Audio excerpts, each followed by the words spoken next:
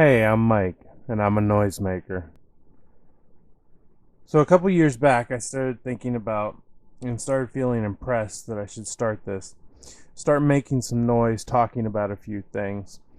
And I have to say, for the past couple weeks, I've been really thinking about what should my first episode be about? Should it be a rant? Should it be a what's wrong with the Christian community? Should it be a sermon where I bring out some scripture and talk about some scripture? Should it just be me playing video games? Should it, just bring the audio in and listen to me talk about how, wow, did you see that? Or should it be something else?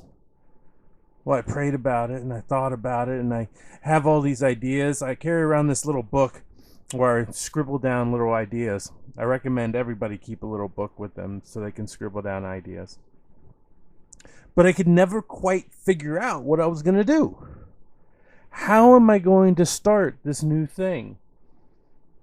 What should be the tone that I set? So tonight, when I was recording this, I started thinking about it. And the only thing I could think of is I want this channel to be about hope. I want this channel to be about God's love and the things that He has for you. So the best thing I can think to illustrate that is a story. We all love stories. Stories bring us together. I was watching Doctor Who and they said that stories are memories that we just can't remember anymore. So here's my story for tonight. So there was an Air Force couple. The man was a captain in the Air Force. He had tons of medals. He had tons of accolades. He was a great man and a great soldier. And he had a wife who was a great woman. She supported him. She was with him. She loved him. She loved him for who he was and everything that he did. Well, she was involved in a car accident. And in this car accident, she lost her sight. She went blind. And she got angry. God, how could you make this happen? God, everything we do, my husband is serving his country. I'm loving him and taking care of him so that he can serve his country. Why did you let this happen to me? What's going on, God? She got angry. She got bitter. She didn't understand why things were happening the way they were. But through all of this, her husband loved her, took care of her, cradled her in his arms.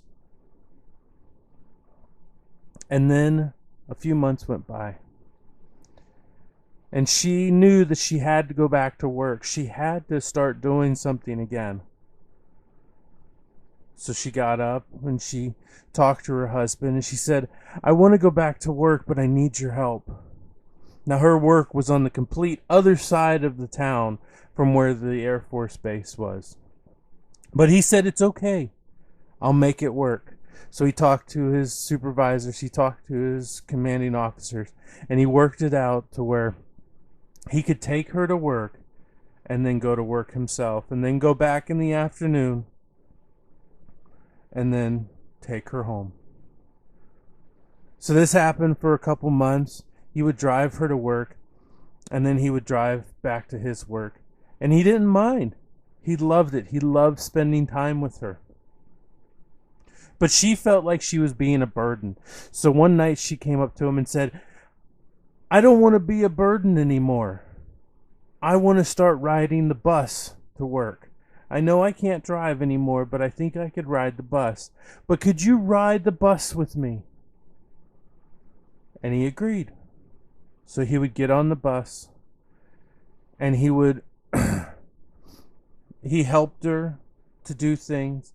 He talked to the bus driver and he told the bus driver what was going on and how he wanted to help her and, make her be on her own again.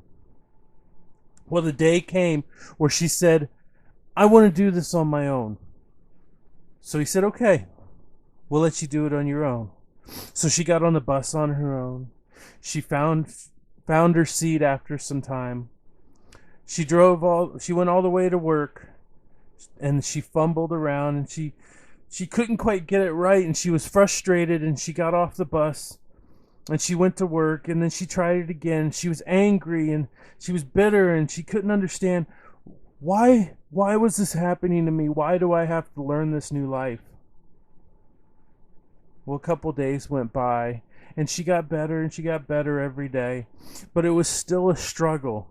It was still hard. She didn't like it, but she knew she had to make it work. And one day, as she was getting off the bus driver said, "You sure are lucky." And she got a little indignant. How can he say that I'm lucky? Look at me, I can't see, I'm blind. And she looked at him and said, "How can you say that I'm lucky?" And in a tender voice, the bus driver said, "Every day that you get off the bus, across the street, there's a man in uniform. He watches you get off the bus. He makes sure that you're okay. And then as soon as you're okay, he gives a salute, turns around, and walks to his car. Every day. And in the afternoons, he's back at that corner, watching you get on the bus, and then walking away." Now, what does this story have to do with hope? Well, this story shows that even in the toughest times, even in the hardest times, even when we can't see that God is watching us, that God is taking care of us, that God's hand is on our lives, He's still there. Even when we can't see Him working, He's still there. Even when we can't see His arms wrapped around us, taking care of us, He's still there. And if you don't know God, He's still there, loving you, taking care of you, hoping that one day you'll turn around. That's what I want this channel to be about. I want this channel to be about hope. That God is always there. That God is always there to love you, to hold you, to take care of you. God put up these rules in a book called the Bible. And He put these rules in the book not to make life hard, but to make life easier. It's like having the cheat codes. These are the things that'll make your life easier. These are the things that if you don't do these certain things, your life will be so much easier. So over the next couple episodes, I'm going to be talking about sin. I'm going to be talking about God's love, God's hope. And I hope that you'll go on this journey with me. So this is Mike, and like I said before, I'm a noisemaker.